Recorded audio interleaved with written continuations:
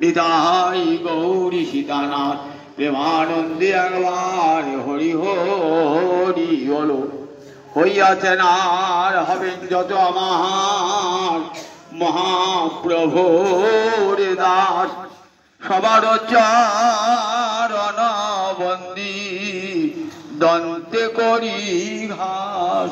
ভাগবতীর দশম স্কন্ধে উদ্ধব শুনছেন ভ্রমর গীত। কাথিন মধুকরম দৃষ্টা ধ্যায়ন্তি কৃষ্ণ সঙ্গম,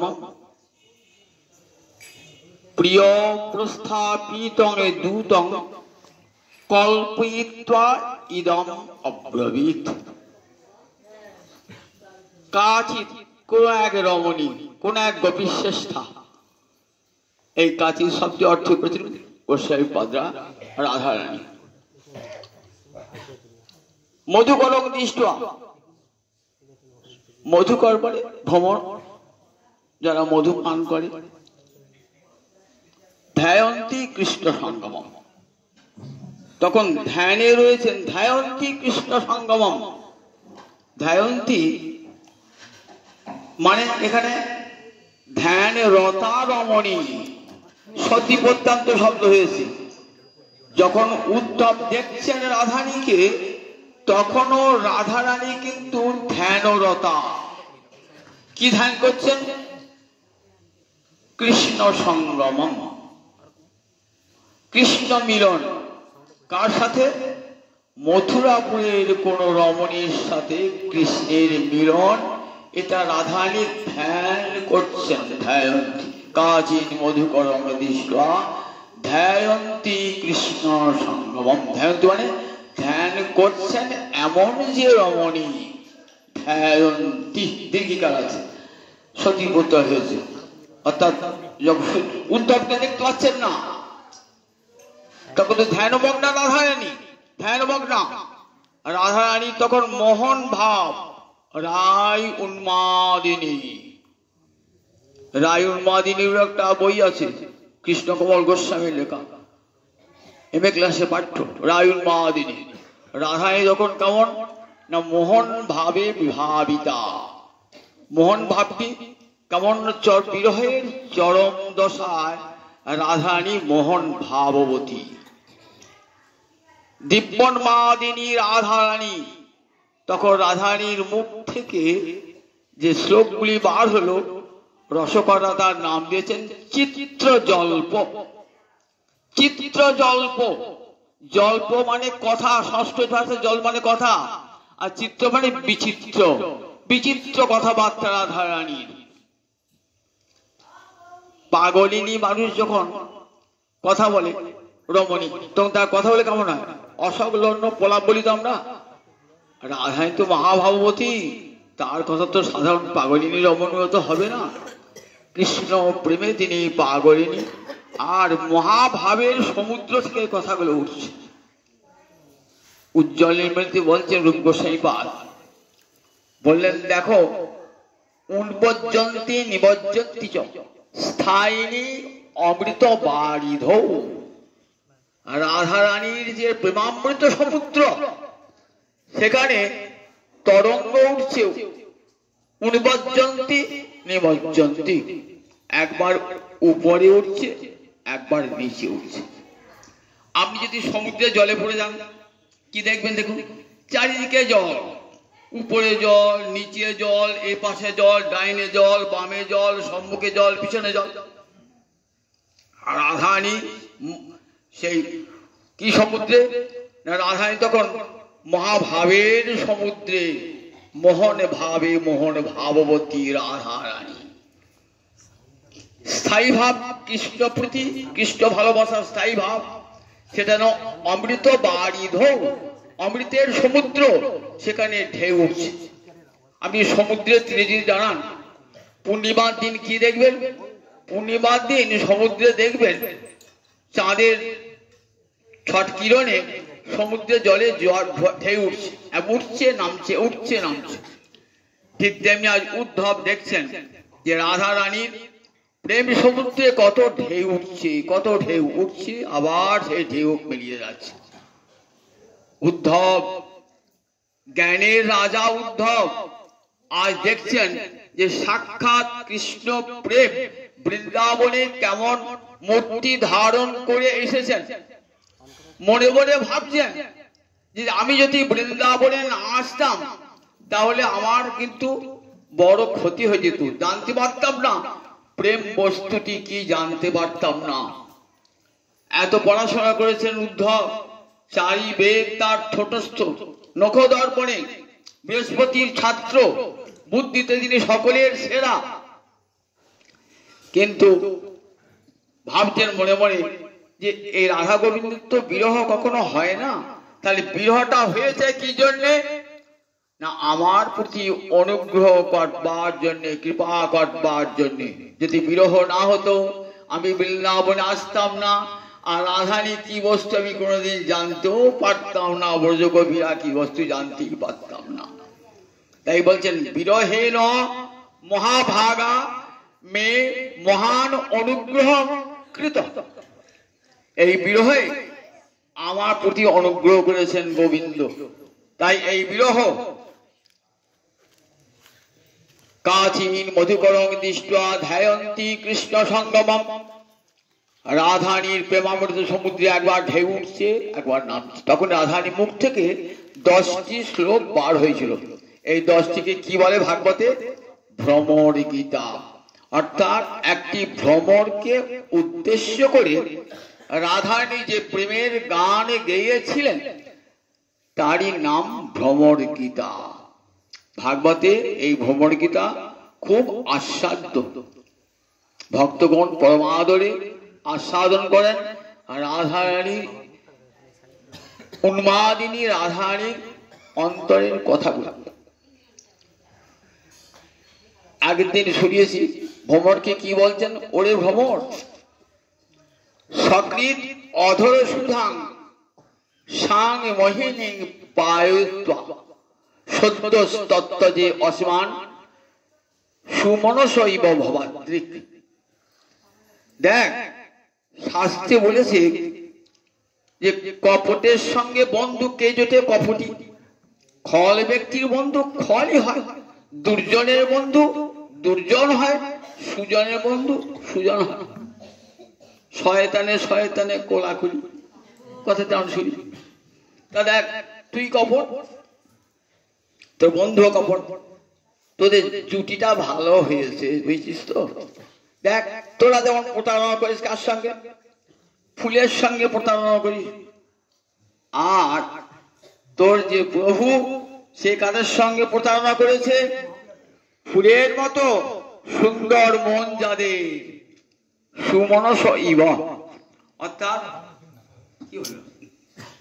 সুমনস ইব। সুমন মানে ফুল, ফুলের প্রতি শব্দ কি? সুমন, প্রসূন, পুষ্প, কুসুম, এগুলোকে আমরা কি বলি? সব ফুল, সমার্থক শব্দ। তার সুমন মানে ফুল। সুমনস ইব। তোমরা যেমন ফুলের মধু খেয়ে সেই ফুলটাকে ত্যাগ করে চলে যাও, তেমনি সেও জানি তোদের ভবাদ্রি, ঠিক তোদের মতন তোরা যেমন ফুলকে প্রতারণা করিস, ঠিক তেমনি করে আমাদেরকেও প্রতারণা করেছে। আমরা ফুল নই, কিন্তু আমাদের মনটা ফুলের মতো সুন্দর, সুমনস ইব। একটা শব্দেই দুটো অর্থ বুঝিয়ে গেল। শ্রীমদ্ ভাগবতকে বলা আছে ধ্বনি কাব্য। সমস্ত কাব্যের শ্রেষ্ঠ লায়িকাকে ধ্বনি কাব্য। আনন্দবর্ধন রসকার তিনি ধন্যালোকে দেখিয়েছেন ধ্বনির আত্মা কাব্যস্য। কাব্যের আত্মা হলো ধ্বনি, অর্থাৎ বাচ্যের অতিরিক্ত অর্থ উপলব্ধ হয় পাঠকের। যা বলতে চেয়েছেন তার চেয়ে অতিরিক্ত অর্থ উপলব্ধি হয় এই ধ্বনি কাব্যেতে। এই ধ্বনি কাব্যতাই অপূর্ব, অপূর্ব। এত তার ব্যঞ্জনা, সেই কাব্যেতে এত ব্যঞ্জনা থাকে যেগুলি সব সাধুগুণের পরম আস্বাদ্য। তাই সুমনসৈব, তোরা পান করিস, আর তোরা পান করিস, আর সে পান করিয়েছে। পিত্বা আর পায়িত্বা। পিত্বা মানে পা ধাতু তাসপত্র করে পান করে চলে আস, আর পায়িত্ব আবার পান করিয়ে নিষ্পত্তান্ত হয়েছে। তোরা পান করে ত্যাগ করিস, আর সে আমাদেরকে পান করিয়ে ত্যাগ করেছে। জানিস এই যে পানটা করিয়েছে না, এটার মধ্যে তো একটা ধূর্তামি আছে। কিরকম জানিস? ব্যাস যদি হরিণ মারতে গিয়ে একবারে মেরে দেয় তাহলে ভালোই হয়, প্রাণটা চলে গেল, একবার ছটফট করতে হয় না। কিন্তু ব্যাস যদি হরিণটাকে অমৃত পান করিয়ে এইবার তীর বেঁধে, হরিণটা মরবে না কিন্তু যন্ত্রণায় ছটফট ছটফট ছটফট করবে। ব্যাধের দেখতে খুব ভালোই লাগবে, ও তো মরবে না, অথচ যন্ত্রণায় ছটফট ছটফট করবে। কৃষ্ণ সেই রকম, জানিস তো, জানছে গোপীদিকে কাঁদাবো, বেদনায় বিরহের বেদনায় তারা যন্ত্রণায় ছটফট করুক, আমি মজা দেখব। তাই কি করেছেন, আমরা তো মরে গেলে ভালোই হতো, মরে যেতাম, কিন্তু মরি নাই। কেন মরি নাই? পায়িত্ব, তিনি তার অধর সুধা আমাদের পান করিয়েছেন। সেই অধর অমৃত পান করেছিলেন বলে আমরা তো বেঁচে আছি। আমরা তো প্রাণ পরিত্যাগ করতে পারি না। কোন দিন আমরা প্রাণ পরিত্যাগ করতাম কৃষ্ণ বিরহে? শাস্ত্রে কি বলে জানো? অকই তব কৃষ্ণ প্রেম যেন জাম্বু নদ হেম, যে প্রেমে লোকে নাহি হয়। কৃষ্ণ প্রেম যদি অকই তব হয়, জাম্বু নদের সোনার মতন খাঁটি সোনা হয়, যে প্রেম লোকে নাই হয়, বলেন এই পার্থিব জগতে সে প্রেম হয় না।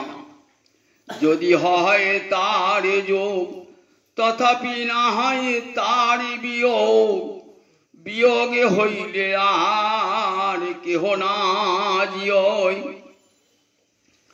যদি একবার বিয়োগ হয়, বিরহ হয়, প্রিয় এবং প্রিয়ার প্রিয় হয়, তাহলে কেউ আর বাঁচে না।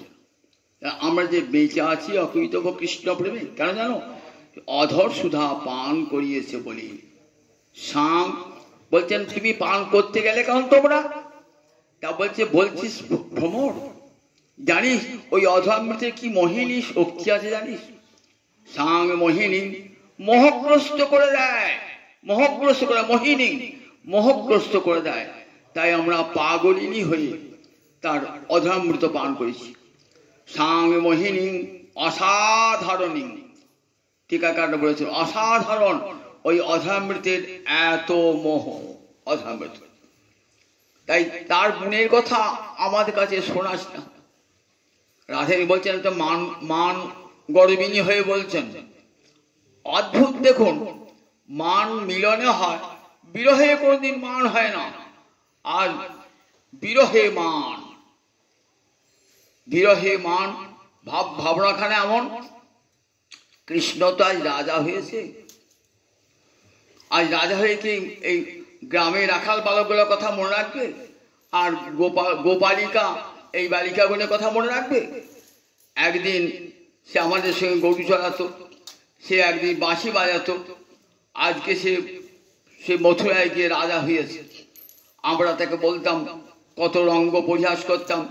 যখন দান ঘাটে আমাদের রাধারানী অঙ্গ স্পর্শ করতে আসতেন, আমরা কি বলতাম? দেখো রাধারানী হলেন রাজকন্যা, তুমি রাধারানী অঙ্গ স্পর্শ করতে এসো না।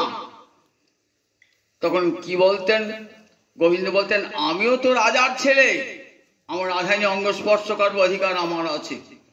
তখন আমরা তাকে কি বলতাম গোবিন্দকে? যে দেখো আহা, তুমি খুব রাজার ছেলে, রূপেতে ভোমরা গুণে ননি চোরান, বিভব ধবলি বসতি গাছে, জাতিতে গোয়াল রাখো ধেনু পাল, রাখালিয়া মতি তবু নাহি ঘোচে। খুব তোমার রূপ, আমার রাধারানী অঙ্গ স্পর্শ করতে আসছো। রূপেতে ভোমরা, কালো ভোমরের মতো রূপখানা, গুণেতে হে ননি চোরা। আর কি গুণ তোমার? লোকের বাড়ির ননি চিড়ে চিড়ে খাও। আর তোমার সম্পত্তি বলতে কি? বিভব ধবলি বসতি গাছে, শ্যামলী ধবলি কটা গরু তোমার সম্পদ। আর কোথায় বসে, কোন সিংহাসনে বসে রাজত্ব করো? গাছের ডগায় বসে বসতি, বিবধ বলি বসতি গাছে। রাখা জাতিতে গোয়ালে রাখো ধেনু পাল। গোয়ালার ছেলে দেখো, রাখালের মতিটা যাবে কেমন করে? রাখালিয়া মতি তবু নাহি গোচে। হে হে ত্রিভঙ্গ ছাড়ো রসরঙ্গ, হে ত্রিভঙ্গ ছাড়ো রসরঙ্গ, কেন মিছামিছি করিছ গোল?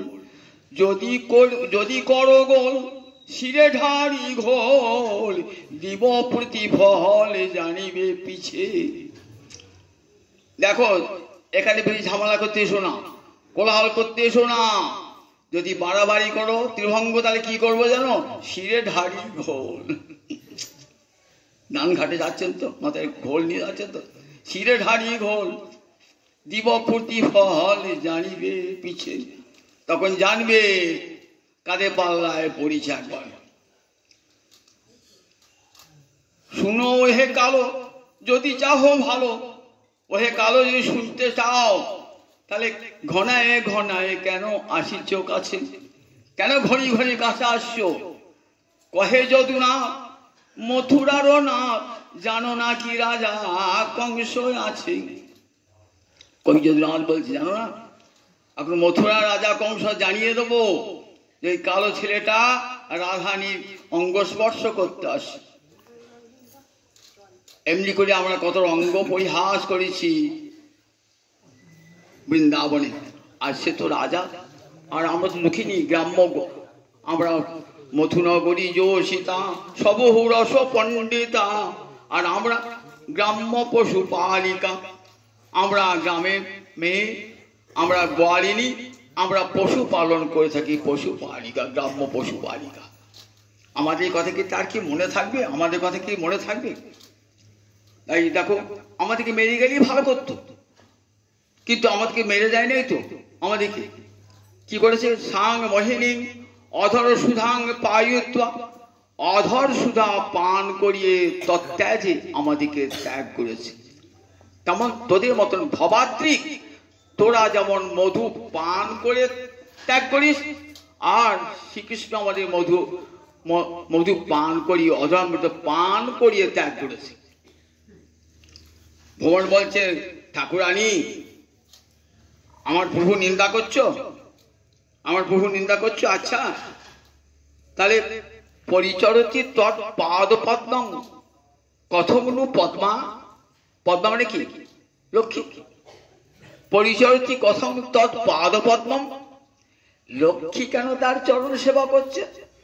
লক্ষ্মী কেন তার চরণ সেবা করছে? লক্ষ্মী তো জগতে নারীর শ্রেষ্ঠা, পতিব্রতা শিরোমণি লক্ষ্মী, যাকে কহে বেদবাণী। সেই পতিব্রতা শিরোমণি লক্ষ্মী দেবী কেন তার চরণ সেবা করছে? একথা আমি বানিয়ে বল নাই, তুমিই বলেছ। কোন দিন? রাসের দিনে গোপী গীতিতে কি বলেছ? জয়তিতে ধিকং জন্ম না ব্রজ শ্রয়ত ইন্দিরা শস্য দত্রহি। সেদিন কি বলিসলে গান করতে করতে? জয়তিতে ধিকং জন্ম না ব্রজ। রাসের দিনে কৃষ্ণহারা হয়ে গোপীরা যমুনার কুলে বসে গোপী গীত গেয়েছিলেন, শুনেছেন তো গোপী গীত? সেই গোপী গীতে কি বলছেন? জয়তিতে ধিকং জন্ম না ব্রজ শ্রয়ত ইন্দিরা শস্য দত্রহি দ্বৈত দীক্ষদাং। বলছেন, হে গোবিন্দ, তুমি যেদিন জন্মগ্রহণ করেছো না, সেদিন থেকে ব্রজের অপূর্ব উৎকর্ষ। জয়তে অধিকং জন্ম না ব্রজ। কেন? সেদিন থেকে লক্ষ্মী দেবী এই বৃন্দাবনে বাস করছেন। লক্ষ্মী দেবী শ্রয়ত ইন্দিরা শাশ্বত বৈকুণ্ঠ ছেড়ে নিরন্তর এখানে বাস করছেন তোমার সেবা করবার জন্য। লক্ষ্মী দেবী বৈকুণ্ঠে সবার সেবা নেন, আর আজ এখানে কি করছেন? আজ বৃন্দাবনকে সেবা করছেন, বৃন্দাবনে সবাইকে সেবা করছেন লক্ষ্মী দেবী। কেন? তুমি এসেছো বলি। শ্রয়ত ইন্দিরা শস্য দত্রহি, যার বৈকুণ্ঠে থাকবো না, এবারে রাসবিলাসী কৃষ্ণের সঙ্গ করবো বলে এসেছে। আপনারা দেখবেন শ্রীমদ্ ভাগবতের কালীয় দমন লীলা, কালীয়র আগে তো 1000 ফণা, সেই প্রতি ফণার উপরে আবার মণি আছে। কৃষ্ণ সেই মণির উপরে চরণ দিয়ে নৃত্য করছে। নটবর তো কেমন নাচখানা দেখুন একবার। গোল গোল মণি আছে সাপের মাথায়, কৃষ্ণ তো পড়ে যাচ্ছেন না, নাচছেন, আর পায়ের চাপেতে ওই মণিগুলো সব গুঁড়ো গুঁড়ো হয়ে পড়ছে। নটবর নাচ নৃত্য করছেন, তো নৃত্য করতে করতে আকাশি ফণা ভেঙে যাচ্ছে, ফণা ভেঙে যাচ্ছে এক করে। আর ওই ছোট্ট 7-8 বছরের ছেলের পায়ের চাপে এত বড় শক্তিশালী কালীয় না, মাথাটা নিচু হয়ে যাচ্ছে। দর্পহারী গোবিন্দ ওই দর্পির দর্প চূর্ণ করছেন। তখন কালীয়নাগের পত্নী এসেছেন। কালীয়নাগের প্রধান পত্নীর নাম সুবলা, এসে স্তব করছেন। সুবলা বলছেন, কস্যানুভাব অশ্ব ন দেব বিদ্মহে তবাঙ্ঘ্রিস্পর্শাধিকার। জানি না কোন পুণ্যের ফলে হে দেব আমার স্বামী তোমার চরণের স্পর্শে অধিকার মাথায় পেয়েছে। জানি না আমরা। যদবাঞ্ছা শিরলনা চরত্তপ বিহার কামান সুচিরং ধৃতব্রতা। যদবাঞ্ছা ওই চরণ ধুলি কামনা করে, যদবাঞ্ছা শিরলনা নারী শ্রেষ্ঠা লক্ষ্মী দেবী কি করেছেন না, বিহায় কামান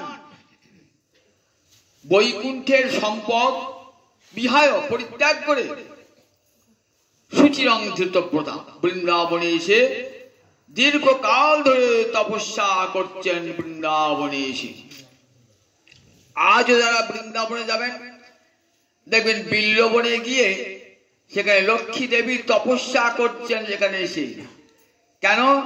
রাসবিলাসী গোবিন্দের সান্নিধ্য পাওয়ার জন্যে। ভাগবতী যে বর্ণনা আছে তাতে দেখতে পাই লক্ষ্মী দেবী এসেছেন গোবিন্দের অঙ্গসঙ্গ পাওয়ার জন্যে, কিন্তু গোবিন্দের অঙ্গসঙ্গ পান নাই। রাসবিলাসী গোবিন্দের অঙ্গসঙ্গ পান নাই। কেন পান নাই? রাধা রানীর বা ব্রজগোপীর আনুগত্য করেন নাই বলি। গোপী অনুগতি বিনা ঐশ্বর্য জ্ঞানে ভজিলেও না পায় ব্রজে ব্রজেন্দ্র নন্দনে। কবিরাজ গোস্বামী বলছেন, গোপী অনুগতি বিনা ঐশ্বর্য জ্ঞানে ভজিলেও না পায় ব্রজে ব্রজেন্দ্র নন্দনে। গোপী আনুগত্য ছাড়া কখনো গোবিন্দকে ঐশ্বর্য জ্ঞানে পাওয়া যাবে না। আবার কৃষ্ণ অবতারে গোপী ছাড়া অন্য কোন দেহকে তিনি অঙ্গীকার করবে না। গোপজাতি গোপী, গোপজাতি কৃষ্ণ গোপী প্রেয়সী তাহার, দেবী বা অন্য স্ত্রী ব্রাহ্মণী স্ত্রী না করে অঙ্গীকার।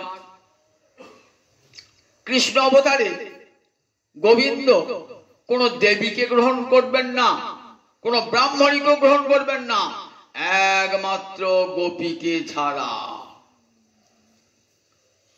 তাই দেবী বা ব্রাহ্মণী স্ত্রী না করে অঙ্গীকার। তাহলে আপনাকে যদি কৃষ্ণকে কান্ত স্বরূপে পেতে হয় তাহলে কি করতে হবে? আপনাকে গোপী দেহ ধারণ করতে হবে। গোপী দেহ ধারণটা কেমন করে হবে? গোপীর আনুগত্যে হবে, নইলে হবে না। আবার দেখি পদ্মপুরাণে বর্ণনা আছে যে সেখানে লক্ষ্মী এসে বলছেন, আমি তোমাকে রাসবিলাসী তোমার সঙ্গ পেতে চাই। লক্ষ্মী বলছেন গোবিন্দকে, বলছে দেখো লক্ষ্মী, তুই বৈকুণ্ঠে আমার বাম পাশে আছো, এখানে নয়। তাহলে আমাকে একটু স্থান দেবে না এখানে? ওই তোমার রাসবিহারী মূর্তি আমাকে পাগল করেছে, আমি বৈকুণ্ঠ থেকে ছুটে চলে এসেছি। তুমি বৈকুণ্ঠে থাকো শঙ্কর শঙ্কর গদা পদ্ম নিয়ে, কিন্তু রাসবিলাসী অপূর্ব মূর্তি তোমার ত্রিভঙ্গ ভঙ্গি হয়ে হাতে মোহন মুরলী নিলেন নাচছো, এই মূর্তি দেখে আমি পাগলিনী, আমি এসেছি এই মূর্তি তোমার সঙ্গ করতে। তা বলি গোয়ালিনীর আনুগত্য স্বীকার করতে হবে। গোয়ালি আনুগত্য স্বীকার করতে পারলেন না তো, বলেন তাহলে আমাকে একটু পক্ষে তোমার স্থান, যেখানে একটু স্থান দাও। বলেন ঠিক আছে, তুমি আমার পক্ষে বাম পাশে থাকবে। দেখবেন গোবিন্দের বাম পাশে একটা সোনার দাগ আছে, সোনার রেখা আছে, ওটা লক্ষ্মী দেবী, সোনার মতো। ওটি লক্ষ্মী দেবী ক্ষীণ স্বর্ণরেখা রূপে কৃষ্ণের বাম অঙ্গে রয়েছে। আর ভাগবতে বর্ণনা আছে, যেখানে আর লক্ষ্মী পেলেন না গোবিন্দকে, তাই কঠোর তপস্যায় বসলেন গোবিন্দ সঙ্গ পাওয়ার জন্য। দেখবেন চৈতন্য চৈতামৃতে মহাপ্রভু বেঙ্কট ভট্টকে বলেছেন, শ্রুতি পায় লক্ষ্মী না পায়, ইহার কি ইহার কারণ? শ্রুতি মন্ত্রে অধিষ্ঠাত্রী দেবতারা রাশি বিলাসী গোবিন্দকে পেয়েছেন, কারণ রাশি শুনেছেন তো রাশির গোপী কারা হয়েছে, নিত্য সিদ্ধা আর সাধন সিদ্ধা। রাশি গোপী ক প্রকার? নিত্য সিদ্ধা আর সাধন সিদ্ধা, দু প্রকার গোপী, মনে থাকবে, নিত্য সিদ্ধা আর সাধন সিদ্ধা। সাধন সিদ্ধা আবার তিন প্রকার। সাধন সিদ্ধা ঋষিচরী এক প্রকার, দেবী পূর্বা, শ্রুতি পূর্বা। ঋষিচরী কারা? দণ্ডকারণ্যের ঋষি যারা, তারা রামচন্দ্রকে দর্শন করে রামচন্দ্রকে কান্ত রূপে পেতে চেয়েছিলেন, প্রতিরূপে পেতে চেয়েছিলেন, তারাই বৃন্দাবনে গোপী হয়েছেন দণ্ডকারণ্যের ঋষিরা। তারা ঋষিচরী গোপী। বেদ মন্ত্রে অধিষ্ঠাত্রী দেবীরা, তারা গোবিন্দকে প্রতিরূপে পেতে চেয়েছিলেন, তারা হয়েছেন গোপী। আর যখন বামন রূপে অবতীর্ণ হয়েছিলেন স্বর্গে, তখন স্বর্গের দেবকন্যারা গোবিন্দের রূপে মোহিত হয়ে তারা গোবিন্দকে পেতে চেয়েছিলেন, তারা দেবী পূর্বা। তাহলে গোপীদের ভাগটা বুঝতে পারলেন। আর রাধারানী, ললিতা, বিশাখা, তুঙ্গবিদ্যা, সুদেবী, এই যে অষ্ট মহাশক্তি রয়েছে গোপী রয়েছেন না, এরা নিত্য সিদ্ধা, এটি কোনো সাধন করতে হয় না, এরা কৃষ্ণ অঙ্গ থেকে উৎপন্ন হয়েছে, এরা নিত্য সিদ্ধা। তাই এরা ওই কাত্যায়নী ব্রত করেন নাই, কিছুই করেন নাই, এরা সবসময় কৃষ্ণের সঙ্গেই আছেন সবসময়। এদিকে বলে নিত্য সিদ্ধা। নিত্য সিদ্ধা কাদিকে বলে? যারা সাধন করতে হয় না, এমনিতেই পেয়ে আছে। আর সাধন সিদ্ধা সাধনের ফলে গোপী দেহ পেয়েছে, সাধনের, তার সাধন সিদ্ধা বলে। এই সাধন সিদ্ধা তিন প্রকার বললাম। দণ্ডকারণ্যের ঋষিরা, বেদ মন্ত্রের অধিষ্ঠাত্রী দেবতারা, আর স্বর্গের দেবকন্যারা গোপী দেহ প্রাপ্ত হয়েছে। রাশিতে আমরা দেখতে পাই। তা বলছেন দেখো লক্ষ্মী দেবী তার চরণ সেবা করছে কেন, নিরন্তর তার চরণ সেবা করছেন কেন? রাধানী ধ্যানেতি বলছেন ধ্যানমগ্না, ধ্যায়ন্তী কৃষ্ণ সঙ্গম, ধ্যানমগ্না। রাধানী যোগিনী রূপে রয়েছেন। কেমন রূপে রয়েছেন দেখো রাধানী? বিরতি আহারে রাঙাবাস পরে যে মতো যোগিনী পারা। পূর্বরাগের দিনে রাধানী যোগিনী হয়েছেন। রাধার কি হইল অন্তরে ব্যথা, আজি বসিয়া বিরলে থাকুয়ে একলে, না শুনে কাহারো কথা। আজ সদায় ধ্যানে চাহে মেঘ পানে, না চলে নয়ন তারা। যেদিন পূর্বরাগের দিন গোবিন্দ দর্শন, সেদিন থেকে কৃষ্ণ রূপ ধ্যান করছেন নিরন্তর। যেমন যোগিনীর নয়ন স্থির হয়ে থাকে, নয়ন মুদ্রিত করে কি দেখছেন? গোবিন্দকে দর্শন করছেন তো, তাই যোগিনী যেমন স্থির হয়ে থাকে, তেমনি সদাই ধ্যানে চাহে কালো মেঘের পানে চেয়ে আছে। আজ বিরহে, পূর্বরাগ বিরহ, আজ বিরহেতে রাধানী ধ্যায়ন্তী কৃষ্ণ সঙ্গমম, কৃষ্ণ সঙ্গম ধ্যান করছেন অন্তরেতে। আর দেখছেন ভ্রমরটা যেন গুনগুন গুন করে, ভাবছেন কৃষ্ণই এসেছে, আর ভাবছেন কৃষ্ণ দূতকে পাঠিয়েছেন, প্রিয় প্রস্থাপিত দূতং কল্পিতা ইদম অব্রবীত। তাতে লক্ষ্মী দেবী উপাসনা করছে কেন? আমরা তিনি নিন্দা করছেন, লক্ষ্মী তো নারী শ্রেষ্ঠা, তিনি কেন গোবিন্দের পাদপদ্ম সেবা করছেন? আমার প্রভু যদি এত দোষের দোষী হবেন, তাহলে লক্ষ্মী কি তার সেবা করে? বলছি হৃতচেতা উত্তম শ্লোক জল্পই। জানিস তো লক্ষ্মী আমাদের চেয়ে বড় হতে পারে, বৈকুণ্ঠেশ্বরী হতে পারে, কিন্তু মনে রাখবি স্বভাবে সব নারী এক। সে ধনবতী হোক আর দরিদ্রা হোক, স্বভাবে সব নারী এক। বৈকুণ্ঠেশ্বরী বলি কি আমাদের যে বুদ্ধি বেশি ধরে নাকি জানিস? উত্তম শ্লোক জল্পই। গোবিন্দকে কি বলে উত্তম শ্লোক? শাস্ত্রে যার সম্বন্ধে উত্তম উত্তম যশের কথা বলা হয়েছে, উত্তম শ্লোক।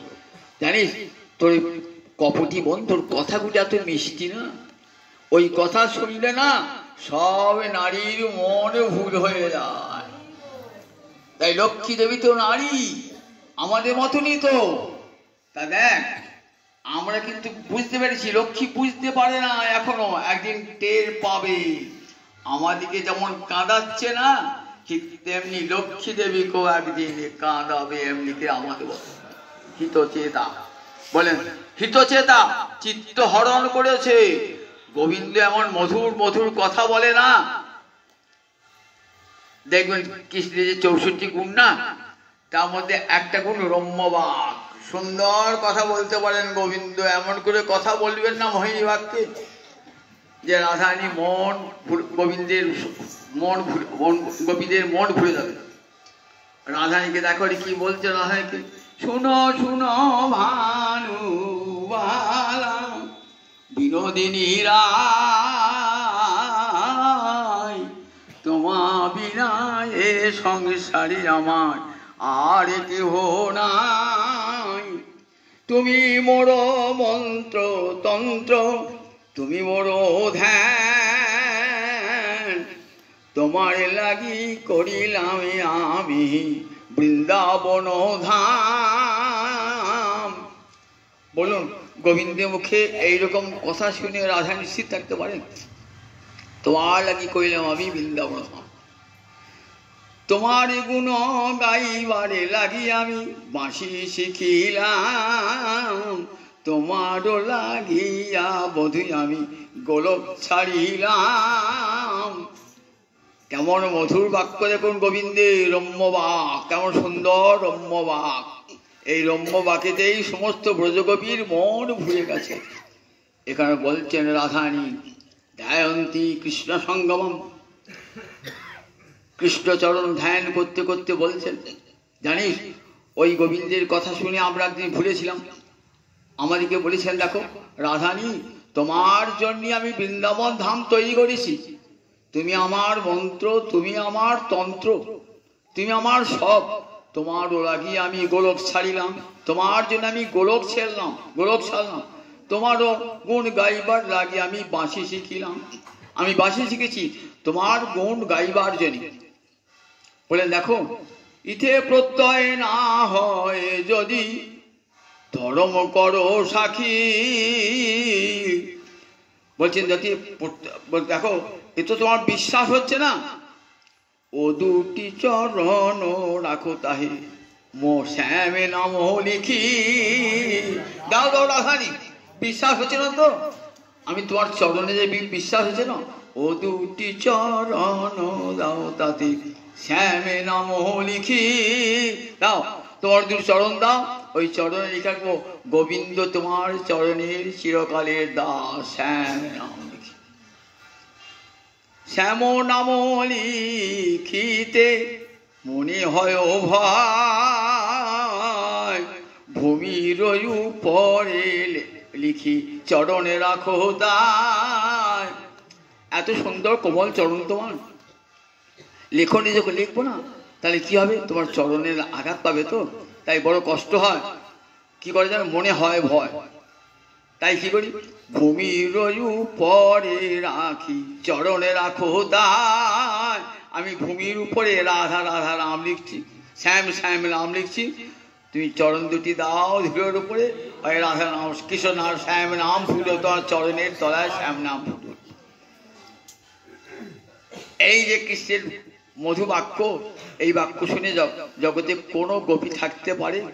তবে দেখ হিতচেতা উত্তম শ্লোক জল্পই, উত্তম শ্লোক জল্পই, উত্তম শ্লোক গোবিন্দের এমন মিষ্টি মিষ্টি কথা না, সেই কথা শুনে দেখ আমরা যেমন ভুলেছি ওই লক্ষ্মীও ভুলেছি। লক্ষ্মী তো নারী, নারীর স্বভাব এক, পুরুষের মুখে, সুপুরুষের মুখে যদি মিষ্টি বাক্য শোনে না, সে ভাই বলে আমার ছেলে আর কাউকে বেশি ভালোবাসে না। তাই তখন তাকে সব ভালোবাসা অর্পণ করে দেয়। আর আমরা যেমন আজ কাঁদছি, এই লক্ষ্মী একদিন এমনি করে কাঁদবেন, গোবিন্দ চরণে সব ভালোবাসা অর্পণ করে। তখন বুঝবি এখন লক্ষ্মীর কথা বলছিস, যা যা ভ্রমর, তোর প্রভুর গুণের কথা আর আমাকে বলতে আসি না। কিমি হোক আয়ুষী, তৃতীয় শ্লোকে বলছেন কিমি হোক আয়ুষী সরঙ্ঘে। সরঙ্ঘে মানে শট মানে ছয়, অঙ্গি মানে চরণ। সরঙ্গী সম্বোধনে সরঙ্ঘে ওহে মধুকর। কিমি হোক বহু আয়ুষী, কি গুনগুন করছিস আমার কাছে, বারবার গুণের কথা বলছিস সরঙ্ঘে। দেখ তোর কথার কোনো আমি আর তোর কথা মর্যাদা রক্ষা করতে পারবো না। কারণ দেখ তোর 6টা পা, তো পশু জাতির 4টে পা থাকে, 4টে পা পশু, পশু বুদ্ধিহীন। আর তোর আবার 6টা পা, তুই এবার 1.5টা পশু, 1.5টা পশু তুই, তাহলে তোর একবারে বুদ্ধির ঘর শূন্য, একবারে বুদ্ধির ঘর তুই শূন্য। তাই কোথায় কোন গান গাইতে হয় জানিস না? বিয়ের আসরে কেউ সাথে গান গায়, তাহলে কেমন পাগল, তাকে তাড়িয়ে দেবে। আবার সাথে আসরে যদি কেউ বিয়ের গান গায়, তাকে তাড়িয়ে দেবে। তাহলে স্থান কাল পাত্র বুঝে গানটা গাইতে হয়। তো তাই গানটা গাইছিস এসে, রাজার গান গাইছিস ভিখিরির কাছে, রাজার গান গাইছিস আমরা ভিখারিনী, পথের ভিখারিনী। দেখছিস তো অগৃহা নাম, আমাদের বাড়িটা পর্যন্ত মাথার উপর একটা ছাদও না, আর সে রাজ অট্টালিকায় বসে আছে, আর তার গুণের গান গাইছিস আমাদের কাছে। সড়ক কেন তোকে বলছি পশুর মতন বুদ্ধিহীন, যে 6টা পা তো তোর, বুদ্ধিহীন তোর, পশুর চেয়েও তুই অধম তুই। কিমি হোক বহু আয়ুষী, দেখ তার সব গুণের কথা আমরা জানি, আমাদের কাছে আর গুণের কথা বলবি না। পুরাণম আমরা বহু গুণের কথা তার শুনেছি, আর গুণের কথা বলতে আসবি না। সে যদুরাম অধিপতি, এখন আর বলছেন না দেখুন যদুরাম গোপীরাম অধিপতি না, যদুরাম অধিপতি। যাও, সে এখন যদু বংশের রাজা। যাও, কৃষ্ণ কিন্তু রাজা হন নাই, সব ভালো মনে রাখবেন। কৃষ্ণ কোনোদিন সিংহাসনে বসেন না। কেন জানেন তো? কারণ বলেছে, বারবার বলেছি, কৃষ্ণের বংশ যদু বংশের অভিশাপ ছিল যে কেউ সিংহাসনে বসবেন না, বসেন না। পিতা যজাতি জরা গ্রহণ করেন নাই বলে যদু বংশকে সিংহাসন দান করেন নাই। কৃষ্ণ কোথাও রাজা হন নাই, আর কুবজাকে কোথাও বিয়েও করেন না। কি তুই না গান করে বলে না, কুবজাকে তুই বাঁকা, কুবজা বাঁকা, বাঁকার সঙ্গে বাঁকা মিল, এসব কল্পনা করার কথা কোথাও নাই। কুবজাকে তিনি বিবাহ করেন নাই, কুবজার বাঞ্ছা একদিনের জন্য পূর্ণ করেছিলেন কুবজার গৃহে গিয়ে। কুবজাকে যেহেতু রাম অবতারে ওই যে রাক্ষসীর নাম কি, সেই শূর্পণখা, সেই শূর্পণখাকে কথা দিয়েছিলেন তোমার বাঞ্ছা পূর্ণ করব। পরে বলা আছে কখন কৃষ্ণ অবতার আমি যখন বহু বল্লভ হব, তারই বাঞ্ছা সেই শূর্পণখাই তো কুবজা হয়েছে, তার বাঞ্ছা পূর্ণ করব। ভগবান তো ভক্ত বাঞ্ছা কল্পতরু, তাই তার গৃহে একদিন গেছে। কিন্তু কুবজাকে তিনি বিবাহ করেন নাই। কিন্তু আমি কীর্তন গানে আসর বলে, শুধু মনোরঞ্জনের উদ্দেশ্যে বলে, কিন্তু কৃষ্ণ রাজাও হন নাই, আর কুবজাকে বিবাহ করেন নাই। তাই কৃষ্ণ রাজা, কিন্তু গোপীরা এখন পরম অভিমানে বলছেন যদুনাম অধিপতি অগৃহানাম অগ্রত। যারা গৃহহীন, যারা ভিকারিনী, দেখ যেদিন থেকে কৃষ্ণ চলে গেছেন মথুরায় না, গোপীরা কিন্তু আর গৃহে ফেরেন নাই, যমুনার কুলে বসে কাঁদছেন রাধানী। অবমাধব মথুরা পুরেতে গেল, আমার গোকুল মানিক কোহরি নীল, আমার গোকুল মানিক কোহরি নীল, আমার হরিকে কেবা হরিয়ে নিল। আমি কারবা মন্দ করেছিলাম, আমার হরিকে কেবা হরে নীল। গোকুলে উথল করুণা করল, গোকুলে উথল করুণা করল, নয়নক জলে দেখো বহে হিল্লোল। আজ নয়নে জলে হিল্লোলে বইছে সারা ব্রজবনী রাধানি কাঞ্চনী কৃষ্ণ বিরহে সজ্যোতি তেজল কাজ কি ইহ জীবনে ধনিয়া ওরে ওরে ও ললিতা বিশাখা গড়ল আনি করিব পানি দে দে সখী আমায় গড়ল এনে দে দে এই গড়ল পানি করে দেহ পরিত্যাগ করিব যার জন্যে জীবনে রাখা সজ্যোতি ধনী তেজল কাজ কি ইহ জীবনে আর ইহ জীবনে কোনো প্রয়োজন নাই রে আমার জীবন যৌবন সবে কৃষ্ণের সেবার জন্যে সেই কৃষ্ণে যখন আমাকে ত্যাগ করেছে কাজ কি ইহ জীবনে ওরে ওরে ও ললিতায় বিশাখা আনহ গড়ল করি পানি গড়লে নিয়ে আয় রে বিষ নিয়ে আয় প্রাণে পরিত্যাগ করব কৃষ্ণ কৃষ্ণ বলে বলতে বলতে প্রাণে পরিত্যাগ করিব যাতে পরজন্মের প্রভাতে হা কৃষ্ণ বলে আবার কৃষ্ণ পেতে পারি এ জন্মে কৃষ্ণ পেলামে না আবার কৃষ্ণ কৃষ্ণ বলতে বলতে প্রাণে পরিত্যাগ করব পাবো আমার আন জন্মে কৃষ্ণ পাই এ জন্মে কৃষ্ণ পেলামে না রে যেন আন জন্মে কৃষ্ণ কৃষ্ণ পাই এ জন্মে কৃষ্ণ পাওয়া হলো না যাতে পরজন্মে কৃষ্ণ পাই গে কৃষ্ণ কৃষ্ণ বলতে আমি প্রাণ পরিত্যাগ করবো গড়ল নিয়ে আয় গড়ল পান করে প্রাণ পরিত্যাগ করবো এমনি করে গোপীরা আর গৃহে যান নাই সেইখানে বসে বসে কুঞ্জ কুটিরে বসে বসে কাঁদতেন দিবারাত্র উদ্ধব দেখতেন সেই মূরতি প্রেমের মূরতি প্রেমের যে মূরতি হয় এটা জানা ছিল না উদ্ধব জ্ঞানালোকের সাধক উদ্ধব দেখছেন অপূর্ব প্রেমের মূরতি সমস্ত ব্রজবালা আগর আবার আগামী দিন সব 8টা বেজে গেছে তো আর বলব জয় নিতাই জয় নিতাই জয় নিতাই জয় জয়